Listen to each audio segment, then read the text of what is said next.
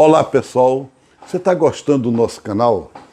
Se está, então curta, compartilhe com os outros, com as outras, assine e não se esqueça de apertar, clicar no sininho aí, porque assim o canal vai em frente e contamos com você. Olá pessoal, uma grande alegria estarmos de novo em mais um Caminhando. Só que a alegria de hoje, ela se mistura, como Páscoa é assim, dor, saudade e, ao mesmo tempo, ação de graças. E para falar desse assunto, que vocês já perceberam que eu estou falando da Páscoa do meu grande, querido irmão, amigo, mestre, Dom Pedro Casaldáliga, nós estamos aqui, eu estou junto com o Darlan Oliveira, que vai nos ajudar nessa conversa. Darlan. Salve Marcelo, salve todo o povo que nos acompanha. Como o próprio Marcelo acaba de falar, é uma alegria, né? E um pouco já também de saudades, já que hoje vamos dedicar o Caminhando à memória do nosso querido Dom Pedro Casaldáliga. Nesses dias temos escutado muitas coisas sobre Dom Pedro, muitas frases, muitas poesias, muitas histórias, né? Com certeza ele deixa um legado para a gente incrível e ninguém melhor que alguém que esteve próximo dele, né, por muito tempo, como Marcelo, para falar um pouco sobre isso.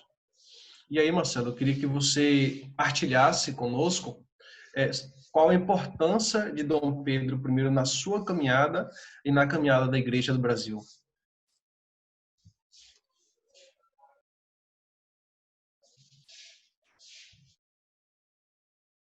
Eu tenho uma amiga que conheceu Dom Pedro quando ele chegou no Brasil, no 68.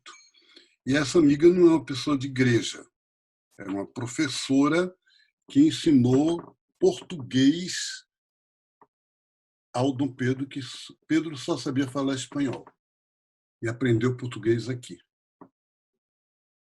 E ela me disse há pouco tempo, ele ainda estava vivo, quando eu o conheci, eu me surpreendi porque eu dizia para mim próprio: puxa, finalmente eu conheci um cristão.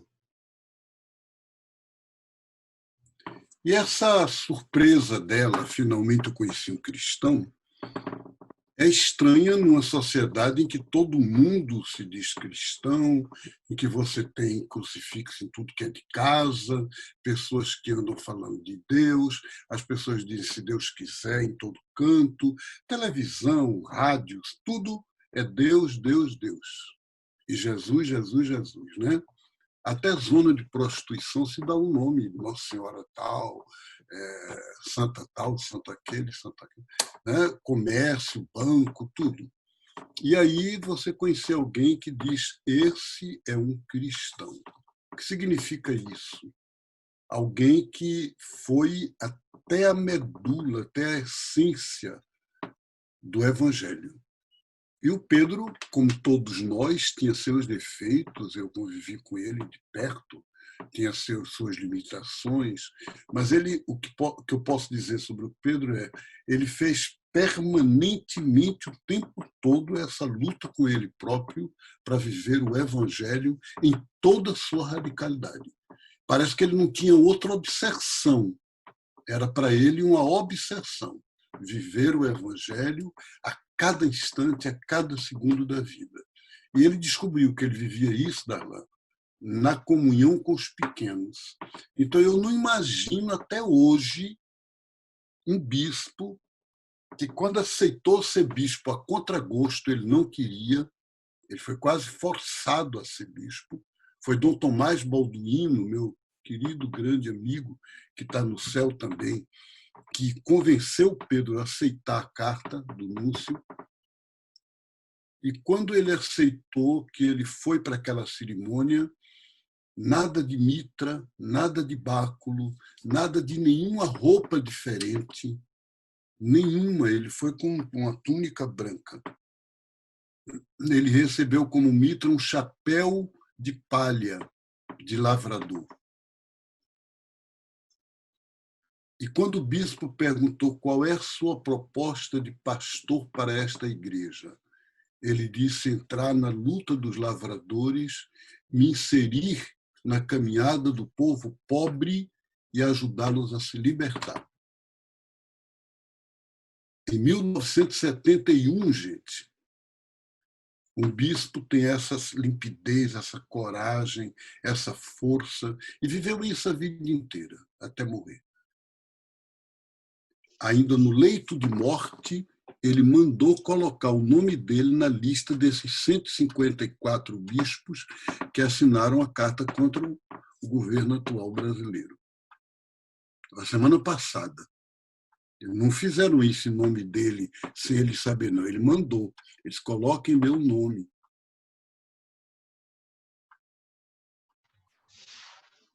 Pois é, um verdadeiro legado, né? Um exemplo de ser humano, acima de tudo, a ser seguido. E aí, Marcelo, eu queria que você falasse mais um pouco sobre qual a principal herança que Dom Pedro deixa para a Igreja das Bases. Eu penso que a primeira coisa é essa de unir evangelho e vida. Essa busca permanente do projeto de Jesus hoje no mundo.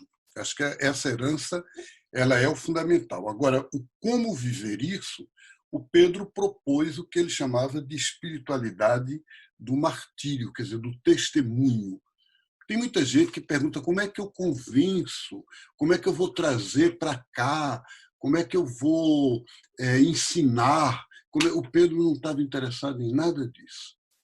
Se você é testemunha, se eu vivo aquilo que eu acredito, eu passo. Então, é a espiritualidade do testemunho. E aí, aberto a tudo. Pedro não era um bispo da Igreja Católica somente. No sepultamento do Pedro, os índios chavantes quiseram vir fazer um ritual deles, diante do corpo. O Pedro quis ser enterrado no cemitério dos índios Carajá.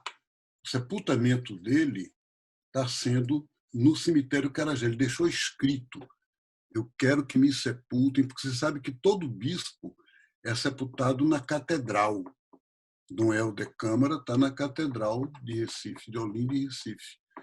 O bispo Dom Pedro disse: quando eu morrer, me enterrem numa cova como qualquer roceiro, qualquer peão de trecho, na terra nua, não com cimento, não com... me enterrem na terra, no cemitério com os índios Carajá. Se possível, onde tiver uma cova, entre uma cova de uma prostituta e a cova de um lavrador sem terra. Ali no meio você me coloque. Dom Pedro tinha uma proposta que para alguém entrar na caminhada, ele dizia que só podia se dizer da caminhada quem conseguisse cumprir isso. E foi. Ser o que se é, falar o que se crê, crer no que se prega, viver o que se proclama até as últimas consequências. Um trecho muito forte, né? Acho que para cada um de nós diz muita coisa, mas claro que quem vai comentar sobre é você. Como você pode comentar esse lema de Dom Pedro para nós hoje? Eu vi, Darlan, Dom Pedro viver isso em muitos momentos da vida. Em muitos momentos, assumir isso até o fim. Eu tenho que ser aquilo que eu prego. Eu não posso dizer uma coisa e fazer outra. E, às vezes, para ele era muito duro, muito difícil, mas ele não abria mão absolutamente de nada. Não tinha jeito. Vou dar um exemplo muito simples. Eu só posso ter o que os pobres ao meu lado têm. Então, aqui é muito quente, Aqui às 2 da tarde faz 40 graus, 42 graus. Mas os meus vizinhos não têm geladeira. Não está nem se falando de ar-condicionado, nem nada disso. Geladeira. Então, eu gostaria muito de comprar uma geladeira. Eu tenho quem me dê geladeira, me oferece. Eu compro para você. Mas eu não posso receber, porque eu não posso pedir a ele. Dê para todo o pessoal do bairro. Então, o pessoal não tendo, eu não vou ter geladeira. Nos anos 80, Pedro foi escolhido vice-presidente da Comissão Pastoral da Terra. Eu era do secretariado. Aí tem um problema. Qual era o problema? Pedro não aceita viajar de avião porque pobre não viaja de avião. Nos anos 80, depois do presidente Lula, pobre começou a viajar de avião. Mas nos anos 80 era assim. Aí, Pedro, como é que você pode ir a uma reunião da Pastoral da Terra? Você mora em São Félix do Araguaia, no Mato Grosso. Em Salvador, da Bahia, que vai ser daqui a 2 semanas, se você não pega um avião e não vai.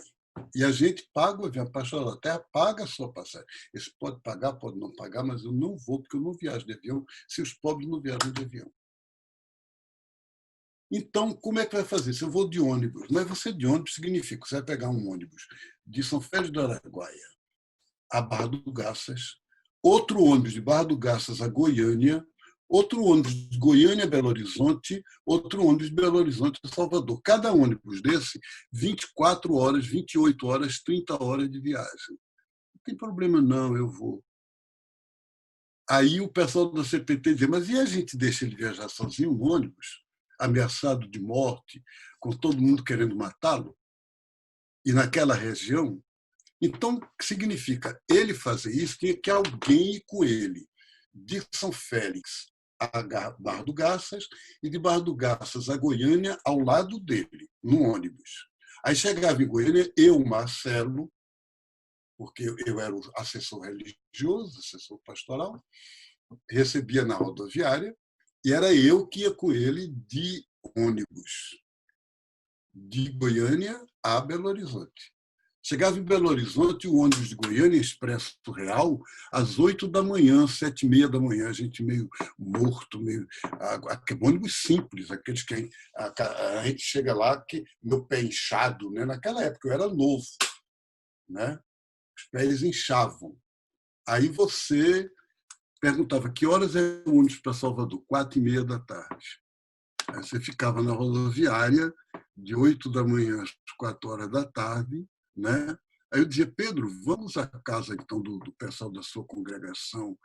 Aí ele dizia, olha, eu até posso ir, mas eles estranham, sabe, esse meu modo de ser.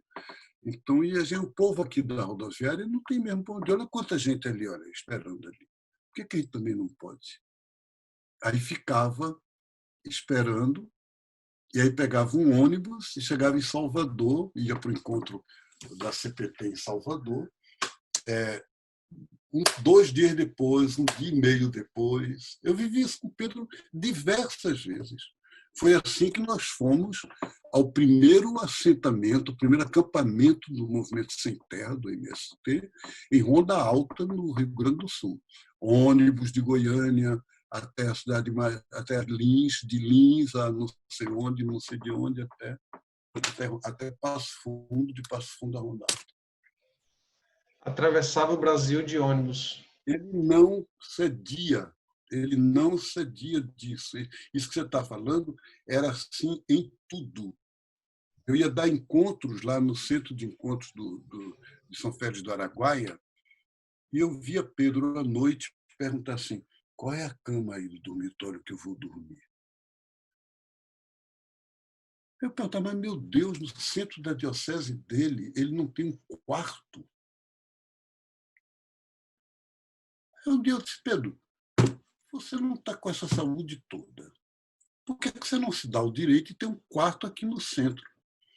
Eles, todos os índios, todos os poceiros que vêm aqui dormem no dormitório. O que é que eles vão pensar de mim? Eu, porque sou bispo, vou dormir num quarto, sozinho com a cama? Se eu optei por estar com os poceiros e com os índios, eu vou perder essa oportunidade? Então ele vivia isso desse jeito, dessa maneira, em cada detalhe, em cada aspecto. Às vezes até de uma maneira chata, por exemplo. Eu estou contando isso, elogiando ele. Nos anos 80 tinha muita gente que criticava ele por isso. Não elogiava, não. E gente nossa, companheiro nosso, que dizia, é muito radical demais. Aquilo ali é xiita. Chegavam a achar que era desnecessário. Desnecessário, não prático, não realista. Veja fulano, Dom Fulano, que é amigo nosso, que é tão bom, tão nosso, companheiro nosso, mas ele anda de avião, ele tem um quarto dele, ele tem um carro dele. Né? Marcelo, Dom Pedro tem muitas frases marcantes, né, que a gente conhece, que a gente utiliza nos nossos encontros, na nossa caminhada, e até no dia a dia, como de uma forma mais pessoal também. E uma dessas frases, ele afirma: quando me perguntam o que sobra da teologia da libertação, eu sempre respondo: Deus e a fome do povo. Para nós, sobretudo nesse tempo que a gente está fazendo aí realizando um curso sobre teologia da libertação, né? O que você poderia comentar sobre essa frase? Como a gente poderia ajudar as pessoas a refletirem melhor sobre essa frase? Essa frase diz duas coisas importantes para a gente, a teologia da libertação. A primeira é que o importante não é a teologia da libertação, é o processo da libertação.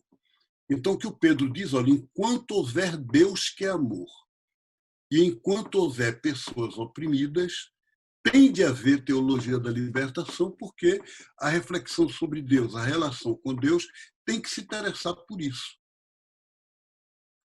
Vamos dizer, você tem sua mãe. Imagine alguém ir visitá-la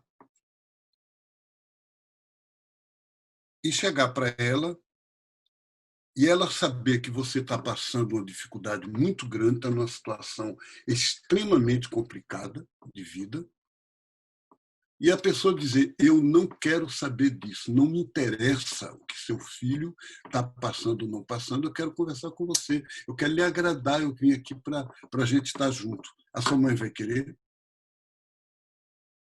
Então, qual é o Deus que quer uma coisa dessa? Quer dizer, então, onde houver Deus e onde houver fome do povo, não pode não haver teologia da libertação, seja como for. É isso que o Pedro diz. Agora, Darlan, nosso programa está quase chegando ao final e eu queria devolver as perguntas para você. Quer dizer, qual é para você hoje a mensagem, o testamento, a herança que você acredita que o Pedro Casaldáliga deixa para a juventude agora, para essa juventude que é a sua? Tem uma palavra que diz, Marcelo, que a palavra convence, mas o exemplo arrasta. Algo assim, né? E eu acho que Dom Pedro é esse exemplo, ele não foi, ele é esse exemplo de ser humano, esse exemplo de desejo de transformação que a gente tanto busca, né?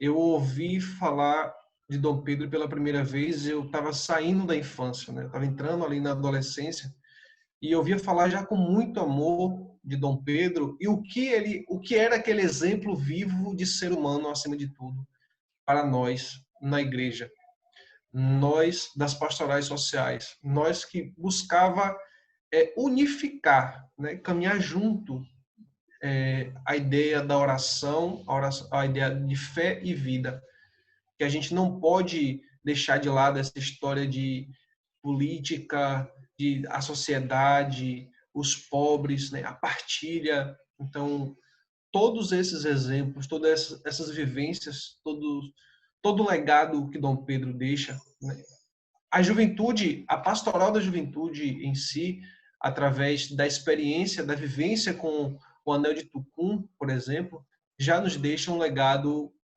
muito grande e muito forte, muito significativo. Então, oxalá Deus, né, se todos os jovens tivessem acesso a essas informações, tivesse acesso a esse legado, para que pudesse seguir um pouquinho do que Dom Pedro foi para nós, né?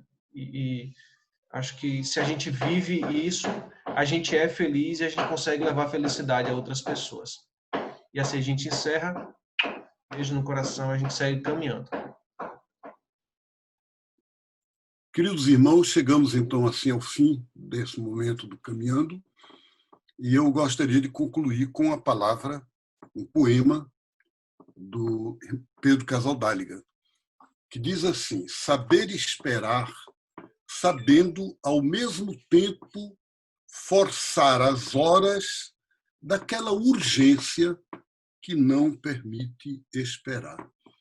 É muito interessante esse poema, porque é justamente essa tensão que o Pedro viveu a vida inteira. Esperar e ter paciência. Esperar e saber que as coisas não são na hora. Mas, ao mesmo tempo, a gente tem a vocação de apressar a urgência que aquela necessidade tem. Gente, obrigado, Darlan, por estar junto conosco nesse programa e nessa caminhada. A nossa querida Rejane, diretora do programa, que possibilita para a gente essa gravação e edição e tudo. E estamos juntos, caminhando. Beijo no coração.